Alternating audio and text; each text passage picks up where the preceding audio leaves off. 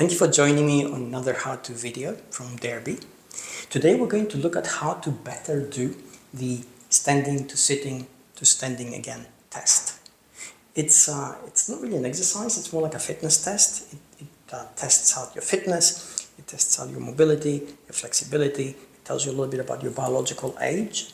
It activates a lot of fitness modalities across our body and activates a lot of muscle groups in the kinetic chain, as well as a lot of nerves in our neuronal system that guides our body, which is why it's so important.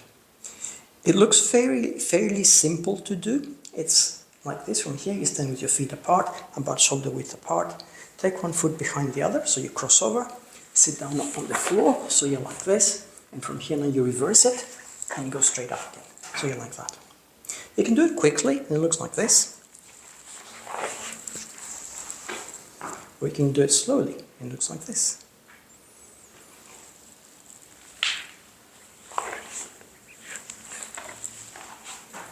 Perfect. Okay, so if you do it that way, essentially you begin to know how your body moves, and you begin to feel all the different joints that are activated every time you move your body, particularly in your lower part of your body. If you can't do it, there are a couple of reasons. I'm going to tackle the obvious one first, which is technique. Now, there is a technique to it. I'm going to turn my body sideways so I can demonstrate.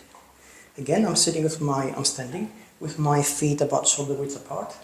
I'm going to take one behind the other, like this. I'm going to slowly go down on the floor, so I'm cross-legged.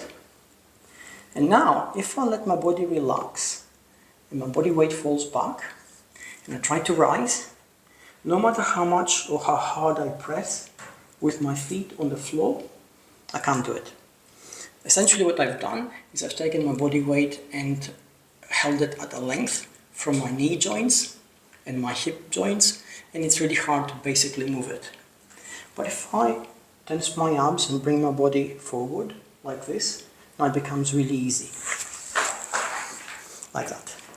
So basically, I'm going to show you again. I'll go down, sit cross-legged, and from here my body weight comes forward, so it's over my hip flexors, and from there I can control it completely, like this.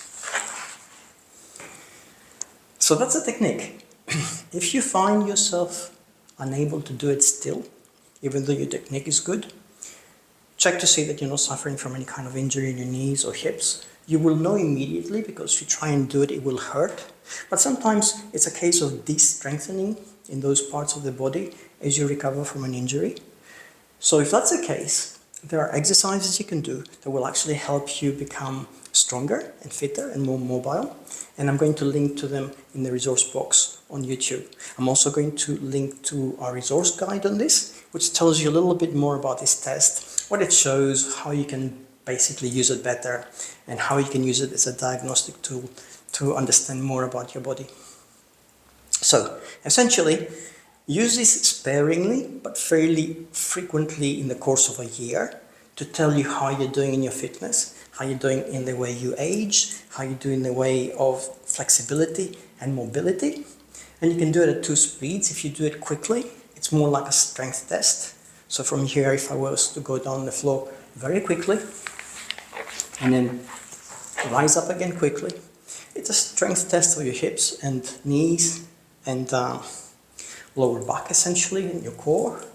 But if you do it slowly, it tells you a lot more about your body control and the mobility you have, and the ability to control your body weight as you train and age and hopefully become fitter. So, any questions you might have or any comments, please add them on YouTube and let us know how helpful you found it, how useful it has been, or any questions at all about this. And do check out the resources, do join the channel if you haven't already. Thank you so much for watching. I hope this has helped you. Take care.